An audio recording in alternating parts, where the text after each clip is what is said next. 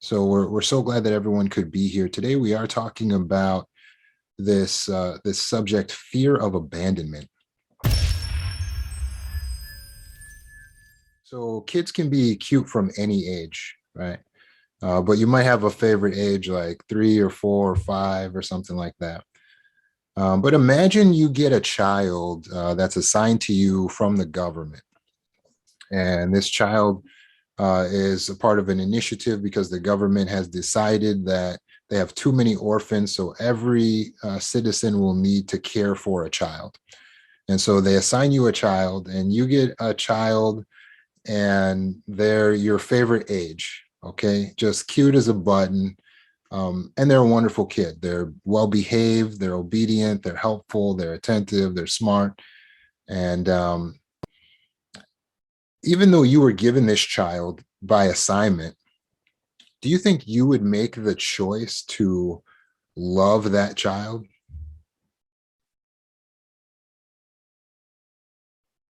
Even though the child was given to you by assignment, would you make the decision, since you have to raise this child from small to adult, would you make the decision to love the child? Or would you decide, well, since I have to raise this child, I'm going to make sure the child knows that I didn't ever want it in the first place? Well, of course, you would make the decision to love the child. If the child is that cute age and they're well behaved, obedient, helpful, smart, aren't they lovable? Of course, they're lovable. There was a young boy who lived in a indigenous tribal land with his father. And in their culture, it was very important for them to learn how to fish. Now, that was no problem for this young boy because he loved fish. Fish was his absolute favorite food in the world. And so whenever it was dinner time, he was always like, "Are we having fish?" And when that was on the menu, he was always really excited. And so one day he asked his father, "Can you teach me how to fish?" And his father was very proud because it's very big in the culture. And he said, "Of course, son. Of course, I'll teach you how to fish." And he takes his son out, and they're using fishing line, and they were having success catching fish. Even his son was catching some fish on his own. But the problem was when it came time to pull the fish up and to take the fish off the hook, the son could not do that part. The son would just freak out because it was so scary. So the son would say, "No, Dad, you do it," because this fish is flopping around and it's all wet and it's all slimy. And the son just couldn't bring himself to touch it. When the fish is dead on his plate, the kid is fine. But to have to get the fish while it's all flopping around like that, the son just couldn't do it. So the father became concerned. And of course, in this scenario, the father had to take his time and patiently help his son to get over his fear of touching flopping fish. Why couldn't the father just let it go and say, "Oh, well, everyone's got their thing. My son doesn't touch flopping fish"? Wasn't it true that if his son, who loves to eat fish, wants to grow up to be a fisherman, he's going to need to conquer his fear? He's going to need to get past the scary part of fishing. And so is the same for those of us who have a fear of abandonment. The fear of abandonment is a fear that must be conquered if we want to have connection, if we want to have love, if we want to experience all the joys of a relationship. We must get past the fear of abandonment. We must overcome the fear. And it's really that simple. But of course, it's easier said than done. Just saying that you have to overcome a fear is not easy because this fear was developed in childhood. So it's imprinted on our subconscious. And for that reason, the thinking is like the thinking of a child. You know, like you might tell a child it's bedtime and they say, "Oh no, why is it bedtime? Why do I have to go to bed?" And you say, "Because it's nighttime." They say, "Oh man, I wish it was never nighttime." That is childlike thinking. His solution to not having to go to bed is that he wishes there was never a nighttime. But as an adult, you realize that if there was never any night, then you're talking about stopping the earth on its rotation. And so that it would never be night on your side of the earth, but the other side of the earth, it would never be day. And if they're not getting any sunlight over there, that's going to make life unstable over there. And it's going to get very cold on that side of the earth. And everything, all organisms have a gene expression that's rhythmic and tied into the 24-hour day. It's called the circadian cycle. And so the child says, let's stop the earth. Let's stop everything so I can get things my way and I can not have night so that I can just stay up and play all day. That's childish thinking because it's not actually adaptive. It's not functional. It doesn't really work on a universal level, just like a fear of abandonment.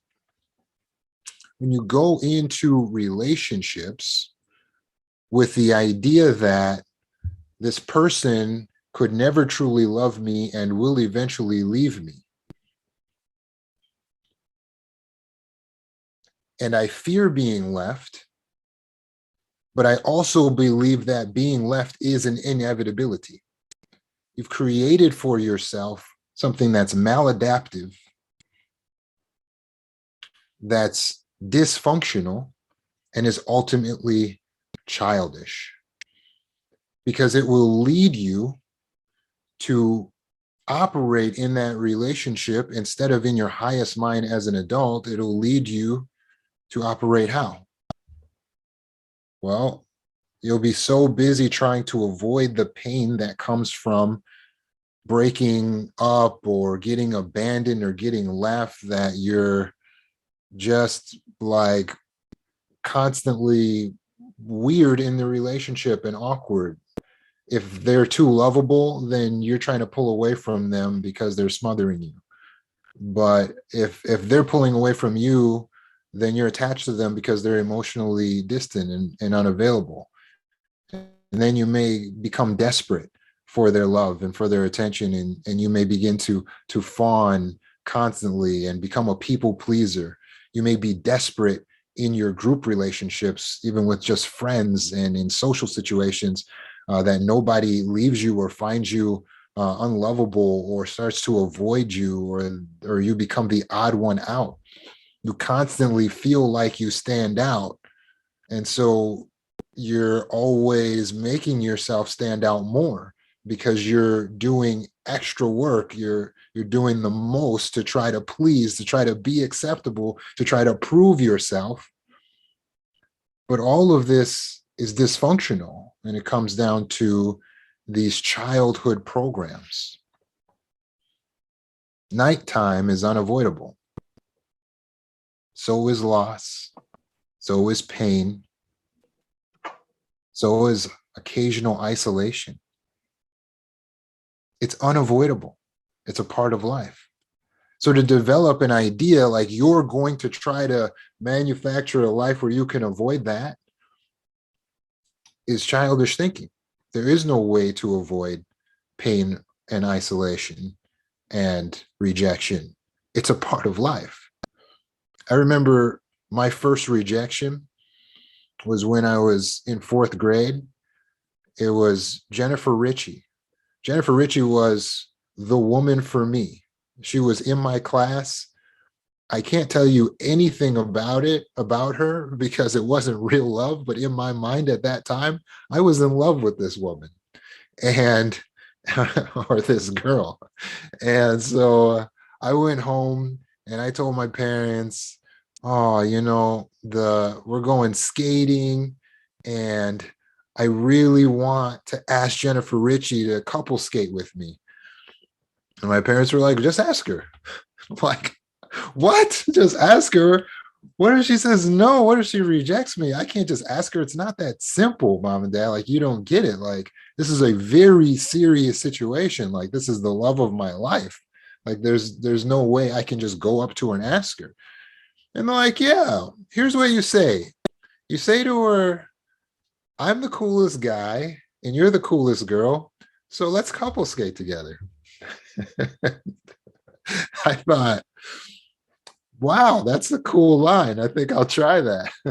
So I went to school, mustered up my courage, went up to Jennifer Ritchie and was like, Jennifer, you're the coolest girl. I'm the coolest guy. Let's couple skate. And Jennifer Ritchie looked at me and was like, ew, no, packed up her books and walked away just like that. And there went the love of my life. To this day, I've never talked to her again, and she has not talked to me. Um, but gratefully, uh, it wasn't real love. But at that time, I was so bummed out. I went home and I was just going to let my parents have it. And I told them, I said, Mom and Dad, what you told me didn't work. She rejected me. And they just laughed. They said, son, you're a male. Rejection is just a part of life. That was the worst answer I had ever heard. What? Because I'm a male, rejection is just going to be a part of my life? Boy, I absolutely hated at that moment their parenting. But then I grew up, and I can say as a male, rejection is definitely a part of life. You see, if you want to make connections and you want to start relationships and form relationships, you have to risk the rejection. It's just a part of life. And yes, there is the possibility that you'll get shut down and your heart will get broken and the person of your dreams will just walk away into the sunset. But then you wake up and it's a new day and nighttime is over and you go out and you try it again. When you're an adult, you recognize that you can't hinge all of your expectations on just one person or just one situation. And you realize that just like there's night and there's day, there's pain and there's loss and there's rejection in life. When you close yourself off thinking that you're not going to have to face pain and rejection and loss because you're just not going to try. You're not going to ask anyone out and you're not going to say yes to anyone who asks you out. You're like, this is the perfect plan. Now I can never be hurt. It's a childish strategy. I'm sorry. It does not work. You will still get hurt. The reality is, no matter where you go or what you do, you will still experience loss and pain and loneliness. You can say, no, I am moving away from all people and building a cabin in the wilderness where nobody, and you will still experience loss and pain and loneliness. It's going to be there. It's a part of life. The sooner we can accept it, then we can be like the child who grows up to recognize that night is a part of the program. So I have to change my attitude about night, not try to stop the earth from spinning on its axis. Likewise, we must change our attitude about abandonment and pain and loss and rejection, recognizing that it is an inevitability.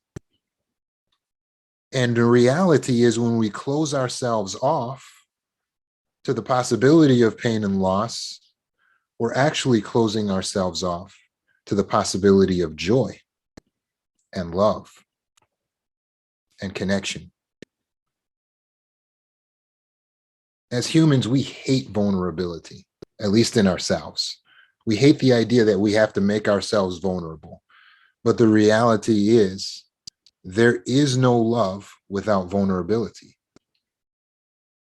There is no love without the potential of loss. There is no connection without the potential of isolation.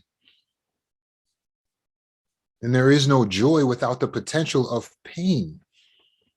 You must make yourself vulnerable to experience all the good in life, all the joy, all the love, all the connection. And since the door is open, there is going to be a little bit of pain, a little bit of loss that blows in.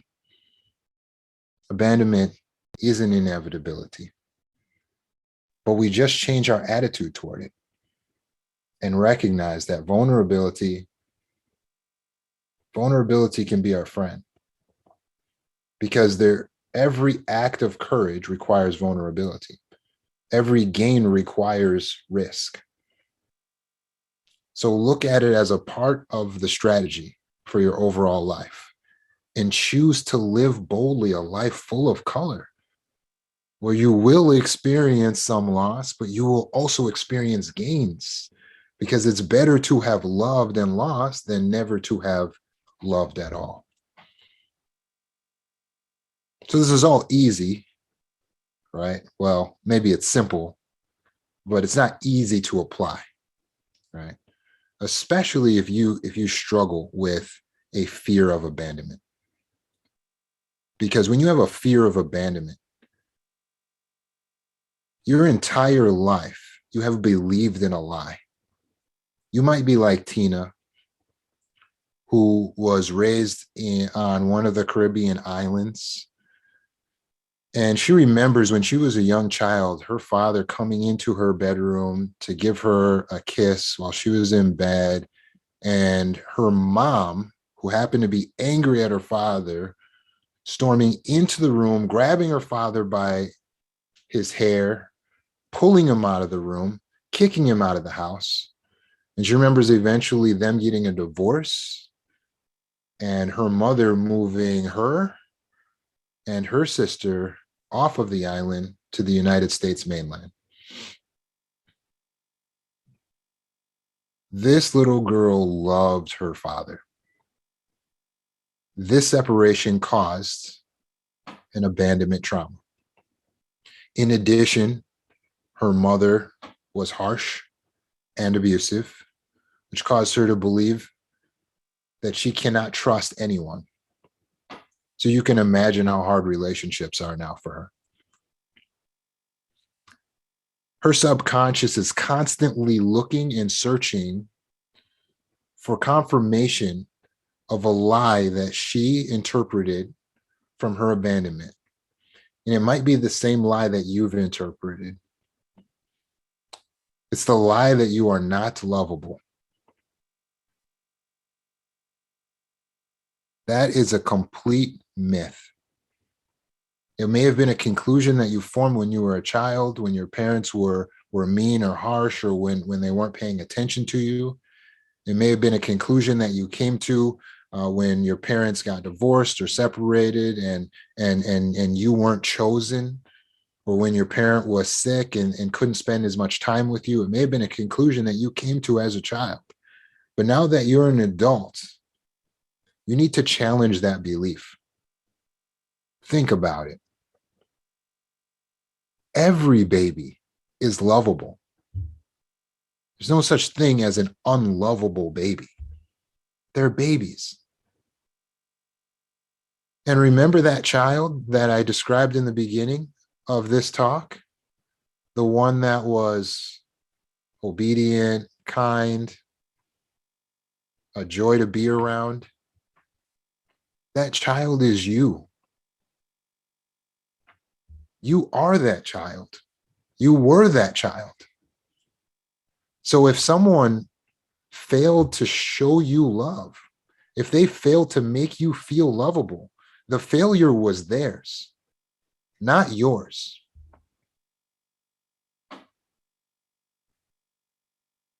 What someone thinks of you is not a reflection of your worth.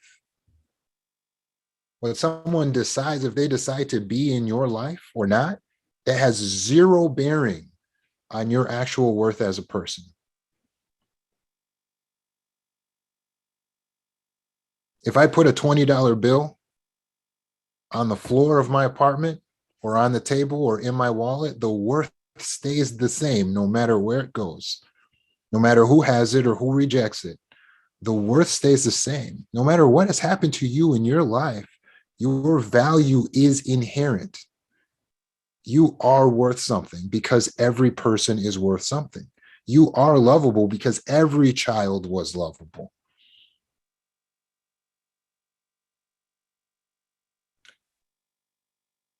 If you're walking around believing at the core that you're not lovable, you are believing a lie. And if you believe a lie, then you cannot exist in an adaptive way in the real world. In order to have good relationships, you must squelch the lies that you've been told or led to believe. And you must live in the truth that you are worthy, that you are capable, that you are enough. So you don't have to walk into a room and try to prove your worth. When you walk into a room, you should be trying to decide if they're worth your time because you're enough. The fear of being left turns into the fear of being loved because you're trying to avoid abandonment means that you start trying to avoid relationships altogether. All love has the risk of loss. All joy has the risk of pain. All connection has the risk of isolation. But we have to have the right mindset going in. One of my clients is a professional boxer, and we were discussing a subject similar to this. And I used an illustration. I asked him, in boxing, which you coach and you're a professional of, if you or someone wanted to box, but they're afraid of getting hit, could they still box? And he said, well, I mean, we can practice on a punching bag. I'm like, no, but could he become a boxer? Could he actually get in the ring with the fear of being hit? He said, no, that wouldn't be possible. I said, why not? He said, if you want to be a boxer, you cannot be afraid to get hit because it's a part of the game. And then right when he said that, it all clicked. It's like, I see what you're doing. You see, the reality is we cannot engage in life and relationships with a fear of being abandoned, with a fear of something that's an inevitability, with a fear of something that's a part of the game. You will get hit. You will take losses. You will feel the abandonments. That is a part of life in general. So you cannot operate with that fear. You must, like the boy and the fish, learn to overcome that fear. But how can you do that? Well, the cure to a fear of abandonment is independence. One therapist recognized that in her clients whom she was afraid to end her sessions with because they were suffering from a fear of abandonment, she noticed that 6 months after their sessions were over was when their abandonment trauma was cured. Not during the therapy, it was 6 months after the therapy. Why? Because the cure to fear of abandonment is independence. You must recognize that you are enough all on your own. You have the ability to care for yourself inside and out. There is nothing you actually 100% need from one particular other person. And it doesn't matter if we're talking about your parents, your brothers and sisters, your husband, your wife, your children. There is nothing you actually need from any of those people. You are your own sovereign state. You are independent. self-sufficient, self-contained within yourself. You must learn to view yourself this way. And if you have the circumstances, for instance, if you're living at home with mom and dad, but at this time you're above the age of 18, then you should step out, because 6 months on your own is apparently enough to cure your fear of abandonment. If you have a job, you can pay rent and you can pay bills. You do not need anyone to survive like you did when you were a child. The trauma was so extreme in childhood because you were dependent on your caregivers for survival. But now you must recognize, I'm safe. I am not dependent on any of these people for actual survival. Sure, it's nice to have connections with people, and that's fine. You can pursue them, but you are not dependent on those connections for survival. Not anymore. You're an adult now. You're safe. You must develop independence. Independence, meaning without dependence on any person. Recognize that you are self-sufficient. You are self-contained. That child that we spoke of in the beginning was yourself. And so if you would love that child, you said that you would choose to love that child. Then choose to love yourself, because you have been given to you. We are all expecting you to take care of you. And so you must care for the self like it's an inner child, like it's an orphan that was abandoned, and recognize that this child has seen some trauma. So care for it tenderly, speak to it kindly, and build it up. Help it to recognize its own worth, its own ability and capabilities, its strengths, and help it to gain independence from anyone else. But above all, love that child. Love yourself, because you are the one person that can never leave you.